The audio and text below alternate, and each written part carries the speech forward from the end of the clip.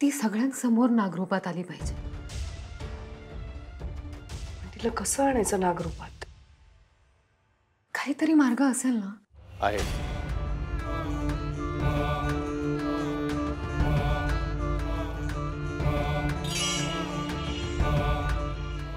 एक मार्ग आहे. भगवान विष्णू अध्यायामध्ये मी एक प्रसंग वाचलाय. एकदा एका सर्पाने भगवान विष्णूंवरती हल्ला करण्याचा बेत आखला आणि त्यासाठी त्याने भगवान विष्णूंच्या भक्ताचं रूप धारण केलं. आणि भगवान विष्णू एकदा ध्यान धारणेला बसलेले असताना तो सर्प भगवान विष्णूंकडे गेला. पण त्याच वेळेला गरुड देव सुद्धा भगवान विष्णूंच्या दर्शनाला आले होते. आणि गरुड देवाला बघितल्यानंतर त्या भक्ताला त्याच्या मूळ रूपात यावं लागलं, सर्पाच्या रूपात.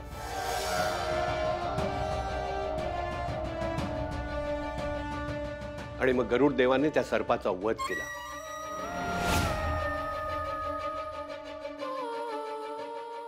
आणि भगवान विष्णूंनी प्रसन्न होऊन नारद मुनीला गरुड महात्म्याची रचना करायला सांगितलं. गरुड महात्म्याची रचना? गरुड महात्म्य म्हणजे गरुड देवाची आरती. कदाचित आपल्याला त्याचा नक्कीच काहीतरी उपयोग होईल.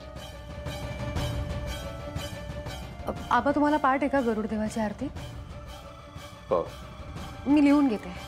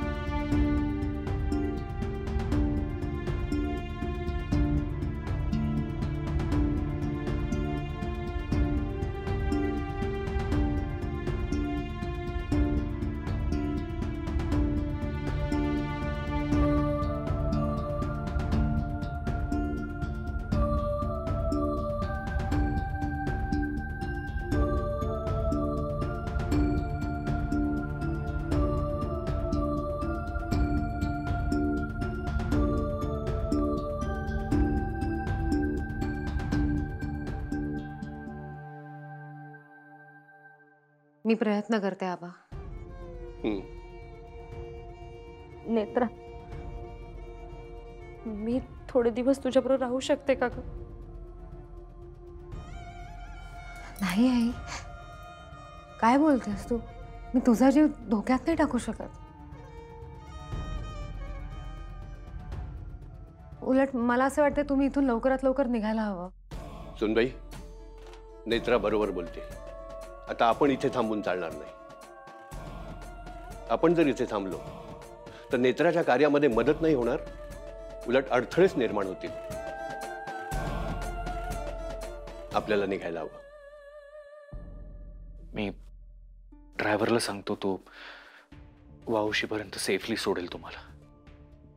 ठीक आहे.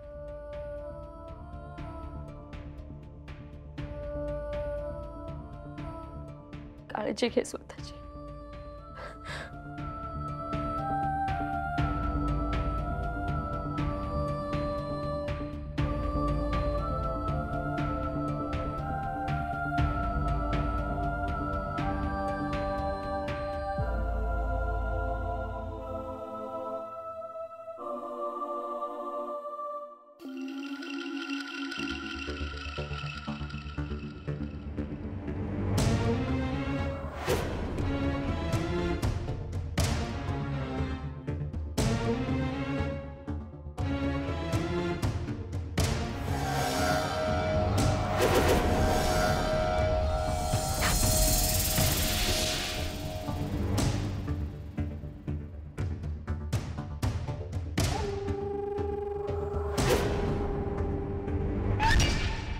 अरे वा, कधी आलात? असे लपून छपून येता, लपून छपून निघून जाता, कसं चालणार?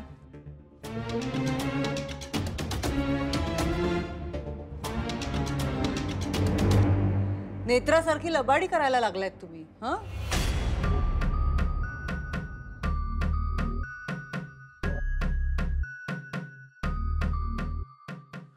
आई आबा, चल. अरे चला कसं, पाहुणचार करू दे की मला त्यांचा.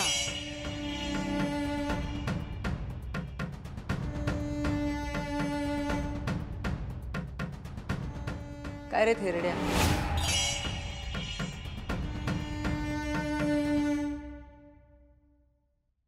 12 वाजलेत चेहऱ्यावर.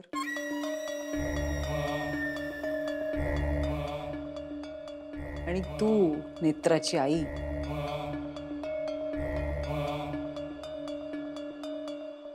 भीती वाटते ना आता माझी? घाबरतेस की नाही मला?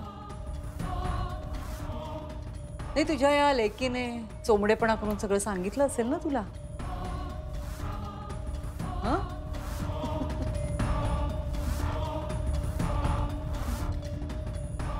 पण आता आलायत तर खाऊन पिऊन जा. रिकाम्या पोटी कोणी माझ्या घरातून गेलं तर मला नाही आवडत ते आबा.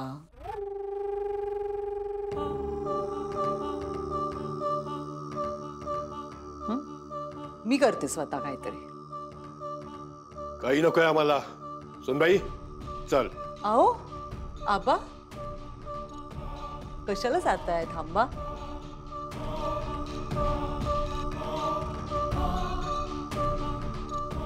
तसंही नेत्राच्या गटात एक एक जण कमीच होतोय आता.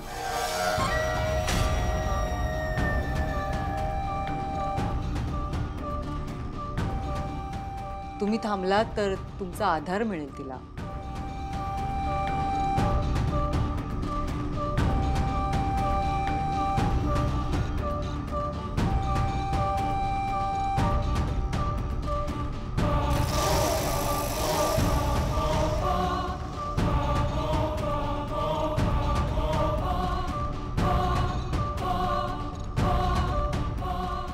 चला.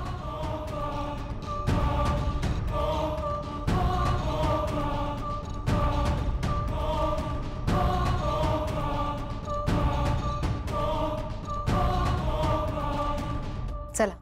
कुठे जाणार? बाबूशील.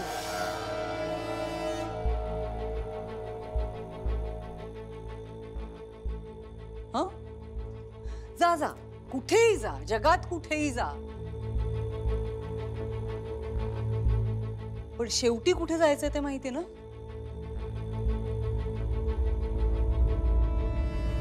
वरती.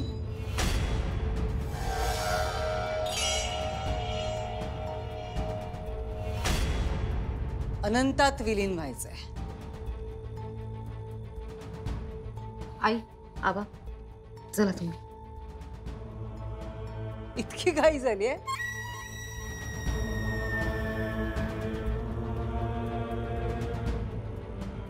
आत्ताच करून टाकू का अनंतात विलीन? संपवून टाकू का सगळं?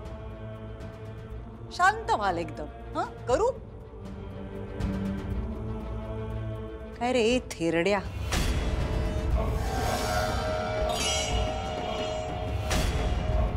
बाबोशीच्या देवळात पुजारी आहेस ना?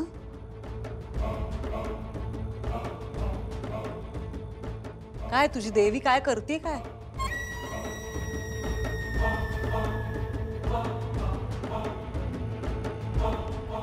आबा, चला तुम्ही नका लक्ष देऊ. जा जा जा, हिलाही घेऊन जा. जा ग बाई जा. बाबोशीत जा आणि तुझ्या त्या त्रिनयनेला आजी झोपली ना, तिला जाग कर. जा.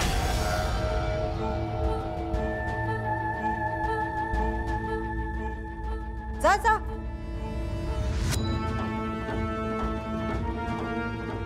आई,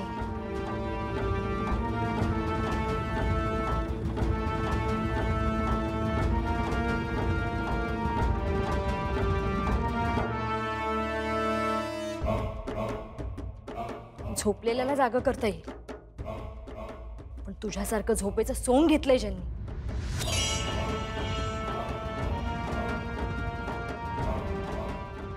त्यांचं काय करायचं? आता तू जागी हो. नेत्रा जे काही करतीये ना, तो देवीचा आदेश आहे हे लक्षात ठेव. आजवर मी त्रिनयना देवीला दोष दिला. तिच्या वरदानामुळे माझ्या मुलीच्या आयुष्याचं वाटोळं झालं असंच वाटत होतं मला. म्हणून मी नेत्राला बोल लावले. गावकऱ्यांनी तिचा सतत अपमान केला, तिला अपशकुनी म्हणून हिणवत राहिले. तिच्या वरदानाची थट्टा केली. खूप वाईट वाटायचं. पण मला आज माझ्या नेत्राचा अभिमान वाटतो की ती देवी आईची भक्त आहे.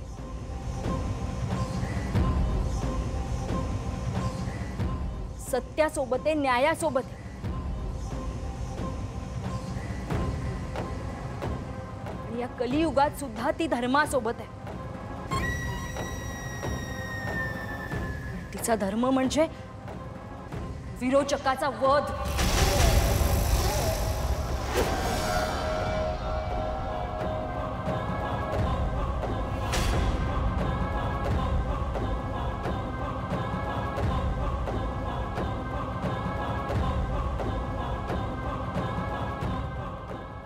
देवी आई देवळात झोपले असं वाटतंय ना तुम्हाला? नाही, देवी आई फक्त देवळातच नाही, माझ्या नेत्राच्या शरीरात आहे, तिच्या डोळ्यात आहे, तिच्या हिमतीत आहे, तिच्या भक्तीत आहे, तिच्या शक्तीत आहे, शक्तीत आहे, शक्तीत आहे.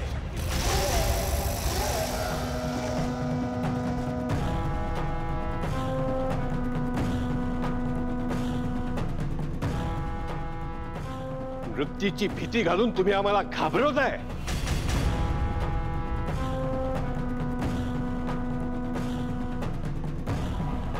नाही घाबरत आम्ही.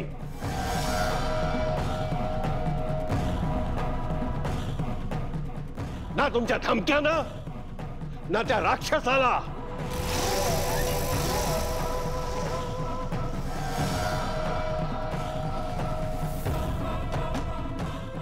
आम्ही देवी आईचे वंशज आहोत.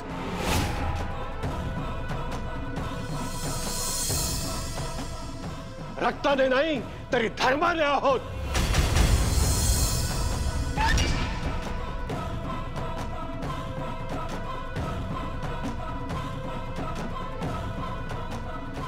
विरोचका, तुझा अंत माझ्या नेत्राच्याच हातून होणार हे अटळ आहे, अटळ आहे, अटळ आहे, अटळ आहे.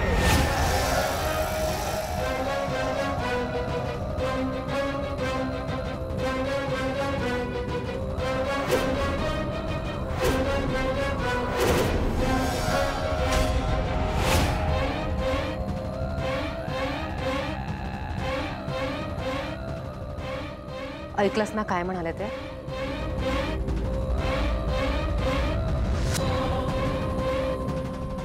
तुला कोणी घाबरत नाही, कोणीही नाही.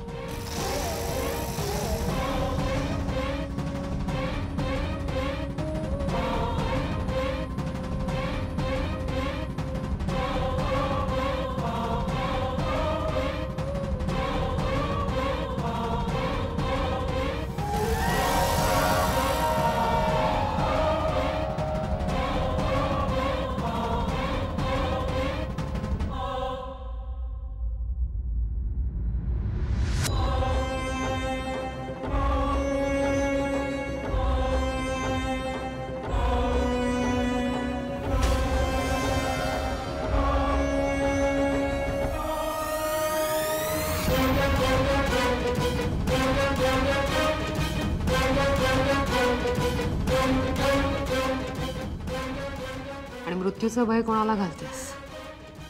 मृत्यूचं भय क्षणिक असतं.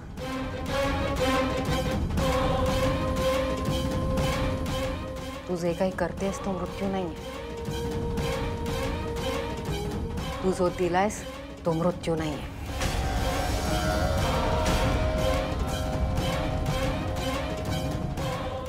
मृत्यू तो आहे जो तू क्षणाक्षणाला अनुभवतेस.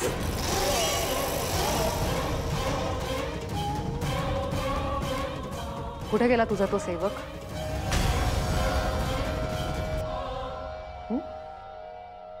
बोलो तुझ्या त्या नागाला.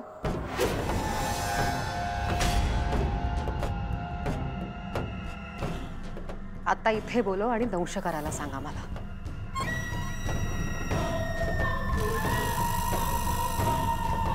कोणी घाबरत नाही तुझ्या त्या नागाला.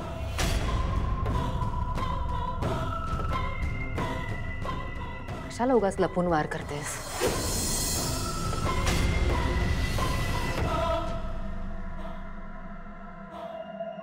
आता आहेत नाही ते सगळे. हिम्मत असेल तर बोलव आणि सांग दंश करायला.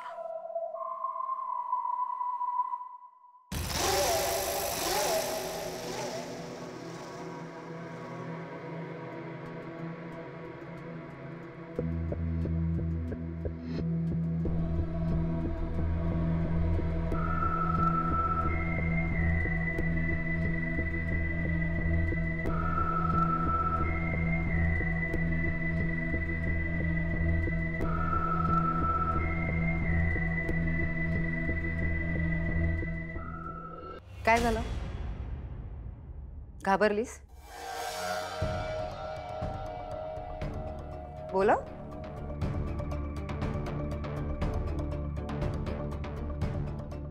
एकदाच आणि शेवटचं सांगते. माझ्या माणसांपासून लांब राहायचं.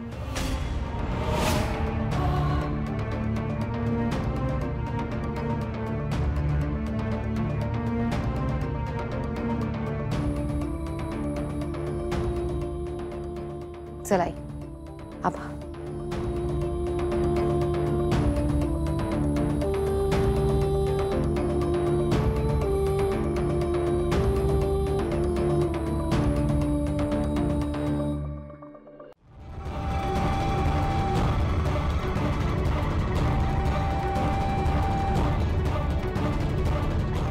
आजपर्यंत मी जेव्हा जेव्हा इथे आले ते नेत्राच्या काळजीपोटी आले.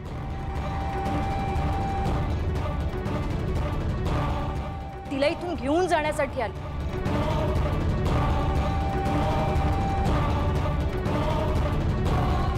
पण आज मला कळलं, विश्वाची काळजी घेणाऱ्या देवीचा अंश माझ्या पोटी जन्माला आला.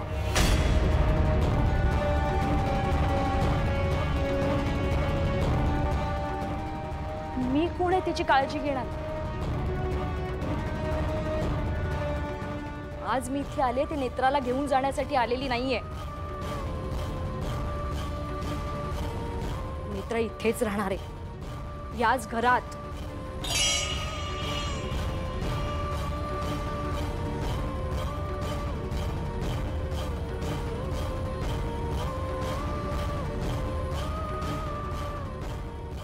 या कुटुंबाच्या रक्षणासाठी.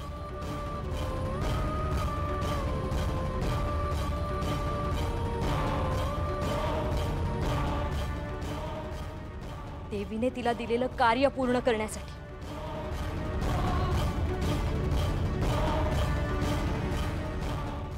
विरोचकात तुझा वध करण्यासाठी.